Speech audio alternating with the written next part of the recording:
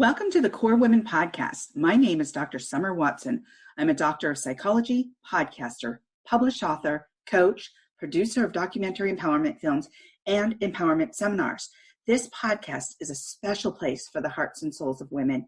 It is a place where women share their journeys, strength, resiliency, strategy, and passions. Today on the show, I would like to welcome Kristina Paider, also known as KP, who is a world-class marketer and storyteller. Her company, The Hollywood Approach, helps people accelerate results in their business and life. KP's executive track record includes overseeing the marketing and research for a $15 billion global hotel advisory company, and prior to that, 2 hotel tech companies, all while moonlighting as a screenwriter. Her action thriller script is on the way. Her new book, The Hollywood Approach, just came out. She travels by motorcycle, jumps into waterfalls, and is a guest chocolate chef. We have so much to talk about, so let's dive right into this, KP, and welcome. Thank you so much. It's great to be here, Summer. Thank you, KP. Before we jump right into your professional journey, can you tell us a bit about your personal journey, where you grew up, and how some of these interests may have contributed to your professional journey?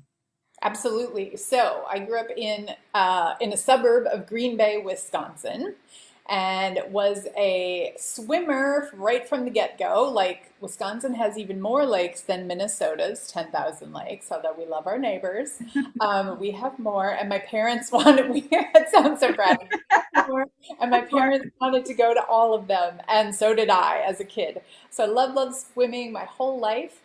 And I grew up in a really entertaining and character-rich Belgian family on my mother's side. So loved stories, loved chocolate. That explains a lot. The other side of the family was Bohemian. That sort of explains the wandering bit. And the storytelling as well. Like, you've got to be a good storyteller to hang out with that crowd. And so a plot twist in my life was I developed panic attacks many years ago. Just, they came out of the blue. For me, they were totally physical, not at all related to anything I could consciously connect to them. And so after 10 years, I was in disbelief for a long time that they were panic attacks. I didn't really believe the finger quote diagnosis, but I got to a point where they were debilitating, so I had to do something about them. And what I chose to do was buy an international plane ticket and travel to the Dominican Republic, where I jumped into 27 waterfalls to try to break up the wiring that was causing the panic. Wow. Okay, so you really stepped into your courage.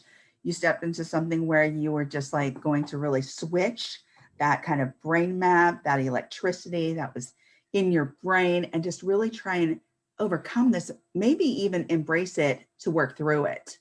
Yeah. And at the time I was working as a story analyst and screenwriter in Hollywood. And so my job was literally every day to read story after story, scene after scene, and decide, is this action, is this character's action, is this character's decision moving them closer to their goal in a meaningful way, or is it moving them like toward a plot twist or, some kind of interesting downfall for the story? But how is it related to the character's goal? Is it moving them forward? Is it moving them back? Or is it irrelevant? And how entertaining, how much do I care about this character and why? So it was the intersection really of that work and that job and this, this fateful panic attack one day where I was like, I really have to make some different choices if this is going to change for the next 10 and 50 years of my life. Yeah, absolutely. Well, for the rest of your life. Yeah. Because you could have allowed it to debilitate you, or you could have changed that dynamic that was happening in your life. And funny thing is, you recognize that, there was not just this plot twist, but there was a parallel to where you were asking those questions in what you were writing, what you were doing professionally, and then you had to do the same for yourself. Yeah. So really very interesting. And it's amazing that you could actually see that and kind of step outside of yourself and go, I need to actually do the same for myself and see where that's going to take me. and how I'm going to be my own disruptor of sorts. Yep. So interesting. Okay. Now, to use this jump in phrase, you have jumped in to so many professional arenas and have flourished, such as journalism, marketing and research, feature film writing, and being an author. Can you touch on some of your history in those professional arenas and how you gained skills that have supported your passion and how this has helped you support other speakers and executives craft an impactful message? Oh my gosh, I'd love to be able to do that and succinctly in like a minute and a half example. I'll give it a whirl. You may have to give me the sign if I'm getting too slow. But yeah, journalism, I was very fortunate that where I did my undergrad at UW, University of Wisconsin, Eau Claire, was a really strong journalism school. So they had a lot of programs supporting things. So I got to be a host on a talk show my junior year, and it was on local TV, but mind you, Eau Claire was one of the top 5 smallest markets in the country. So it was a little bit ironic that it was called International Insights. But what I realized in doing that show is I love putting the whole thing together. Midway through, I acted as producer. I saw the real life challenges of working with another producer before I started producing my own shows. Being the talent, working with the writer to come up with the questions and try to make an interesting conversation when, really everybody can do it and does it now, right? On YouTube and Zoom and throw it up on Facebook. But back then, that was really like a big deal. So that was a really great experience. And at the same time, I landed a job at the NBC affiliate in Green Bay. So I'd drive back and forth for 4 hours. I'd get the anchors there to comment on my tapes and give me tips about what I should be doing, how to do it better, and so forth. So those early years in the newsroom, I also worked in print news later. I moved to Phoenix after college and worked for Tribune newspapers. But those early, and I think those early experiences, or maybe it's also first time experiences, but we do stuff and we're just so curious. I mean, the curiosity and just, I love to be in the center of an environment, just absorbing all there is. And it's fascinating to me for your listeners who may have watched Aaron Sorkin's The Newsroom. It's a show on HBO, and just the symphony of how a newsroom works. And you know exactly what you're doing, especially if you're doing live, 30-minute news, and just like what happens those 7 minutes and what every single part in the operation is doing before that show goes on air. Same thing, a little bit different pace, like in the print world, but fascinating to me. And I think the organization of the stories and the editorial, slate for any given day was just something that maybe, didn't resonate right away because it wasn't my job to do it.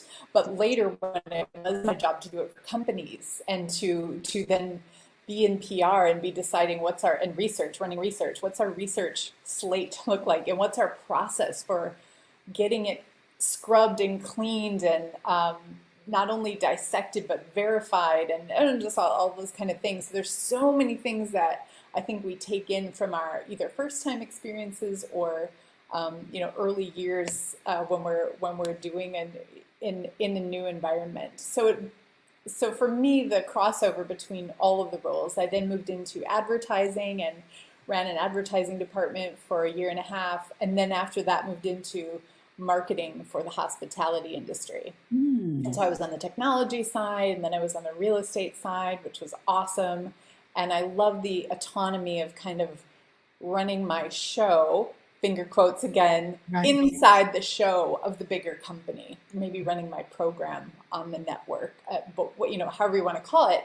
And then in my late 20s, I began screenwriting. So that was like, I thought, oh, I watched a million movies. Sure, I can write a movie. That'll be great. And it was like, boom, shakalaka. Like the precision of the craft that is used in writing movies is in another stratosphere. It's like my first professor said, screenwriters are to writers as Olympians are to athletes, as Top Guns are to pilots, and as Green Berets are to Marines. And I was hooked. I was immediately hooked because I'm like, oh my God, I love this. I had just come out of a company that was not so well run. And I was just so impressed at the excellence, just like everything about everything was like the excellence. And we studied, mythology and going back to Aristotle and just all these different angles of what makes up a story and a character's choices and actions, and we just asked a million questions over and over again. It's like, why does this character do that, and why is it so important that you fix this problem of panic in the water? Why is that? Because you care about swimming. Why? Oh, because it's what you do with your niece and nephew. Why do you care about them? Because family is and so there's a million and one little things and big things, but mostly little things that all add up to make something so special and precious and a passion, right? And Right. so my toolbox just kept getting bigger and bigger until I finally started needing to, drive a truck around to fit all my tools in. But yeah, so the big crossover, the thing that ties it all together is the different aspects of storytelling. Right.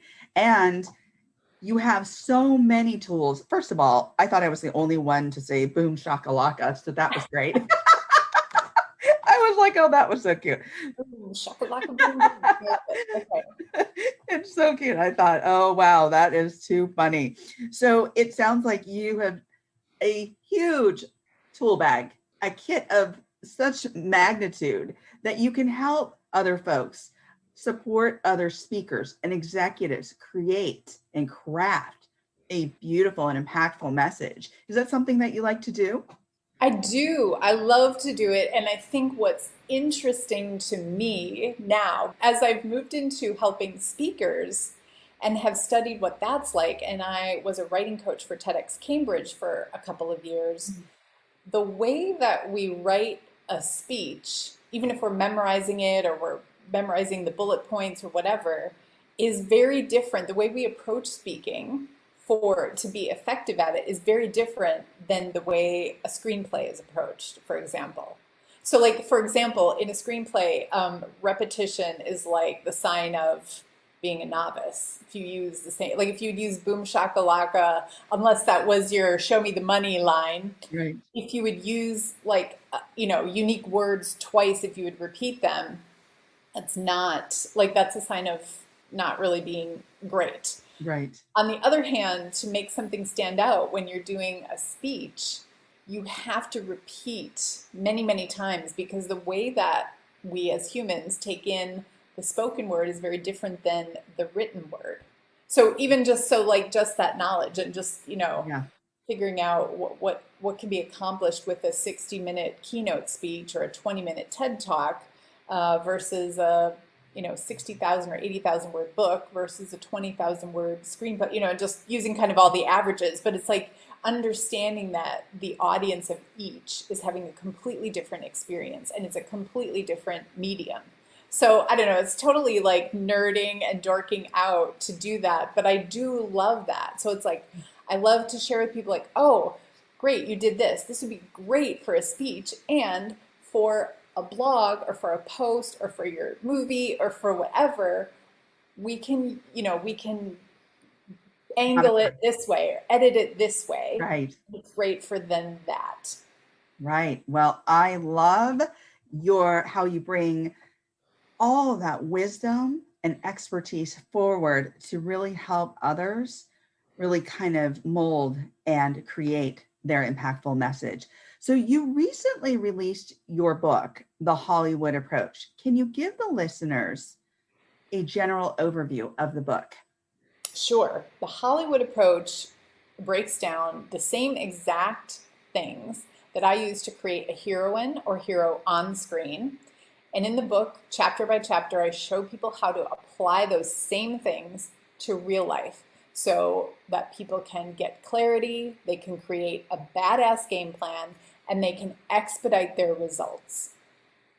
Oh, my goodness. And they can find this book where? Anywhere fine books are sold. So Amazon, Barnes and Noble, your independents like Interabang in Dallas or Powell's Books in Portland, or really, I have people who bought them in, I think, 10 countries now around the world. Oh, fantastic. Now, it must be so exciting for you to be a feature film writer. Can you give us a glimpse of this action thriller in development? Yes, I can. It's about an FBI agent who becomes the target of a covert agency. And he receives this algorithm. Sorry, I wasn't planning to talk about this, so I have my is very rusty on this one. That's So, okay. an FBI agent who is discharged. He's a little bit disgruntled and discharged. He's been having some bad panic attacks, getting over witnessing his family's murder when he was 13. And he receives this mysterious algorithm and learns that by the way, it's a little bit futuristic, so it's in a crime-free Washington, D.C. in the future. A And crime-free he realizes, Washington, sorry, what's that? a crime-free Washington, D.C. Yes, Interesting. Uh-huh. yes, in the future. Uh-huh. And he realizes that it's not crime that has gone down, it's the criminals. And the secret to not only why that has happened, but also his own family's murder is all in this algorithm that he receives. And he becomes a target for assassination by this covert agency that's running the whole shebang. Oh, So the oh my script has God. been optioned and like gone into pre-production, or like gone into pre-production, has been announced in Variety. It's been all these things twice. It's been optioned twice, and it went back on the market last fall. Wow. So Okay. like a typical screenplay, it's not atypical at all. You can read lots of stories of lots of films that, did this for Oh, years. absolutely. Absolutely. And when it is optioned, you might have three companies pick it up or three companies fighting, and then all of a sudden they'll go away. And it's really it's Yeah, really an interesting process. And you have to be courageous and kind of like, okay, I'm putting it out there. I mean, this is your writing, this is your storytelling. As you said, you come from a background of storytelling, you come from a background of traveling, and you're bringing that all forward. And that is so interesting. I love the premise. yeah, and that project is with a co-writer. So yeah, and it's like anything in life, you have to know the game you're playing. Yeah. And if you think you're playing a different game and then you don't like the rules, it's like somebody could be very disappointed or frustrated by, having a project sell and then, like looks like it came together and then it didn't. And of course it is disappointing. And of course, but that's the game. That's this game. That's this game. Right. So you just, like everything in life, and we could probably make parallels to the pandemic right now. Like the pandemic, I don't know that we want to call it a game, but I try to look at things as a game. If it's a game, and it's the game we're playing, it's the game we find ourselves in. What kind of mindset, attitude, choices can we bring? Can we develop to play it better and to be better equipped and more resilient, or just less attached to the exact step? I think that's really interesting because that does give you the strength sometimes that you need with such disappointment that you can confront in the industry that you're in, because it's like modeling or it's like acting, it's screenwriting, it's like boom, boom, but you're working so hard towards your goals, and you keep putting it out there and you keep putting it out there. Where do you find that energy, that courage, that strength to just keep going, even when you encounter somebody who doesn't want your stuff? How do you keep going? Well, I think it's like most people, right? Well, for me, and I will say for me, sometimes it's long breaks in between, and like looking at the squirrel running outside and just distraction and going on to a project that I have more control over, which is my book. It's my solo project. I make all the decisions. I call the shots. It's me working with the publishing team, of course. Yeah, so I think there are different strategies for that. So yeah, for me, sometimes it's long breaks.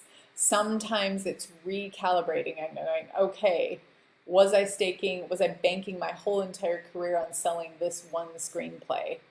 And maybe at one point it's like more yes than no, and maybe other points it's more like, Okay, it's a nice to have. Let's have fun with it. It's something to talk about and work on adding other screenplays to the mix that can be that can be pitched. But also knowing the odds. Like so, sometimes it's just recalibrating and thinking like, okay, like less than whatever less than 10% of stuff gets made, if even that, and Yeah. 26% of that is female writers. And so it's really it's a long shot, it's a long game. It's about having talent, yes, but it's also about timing and connections and some luck and mojo. So not putting all the eggs in that, that can still be a basket, but it's not the only basket. There's got to be other baskets because as you said, I do have a big toolbox and I really just love helping people, whether it's editing or talking through their ideas or getting a book published or even marketing, even, doing their marketing and storytelling for their company.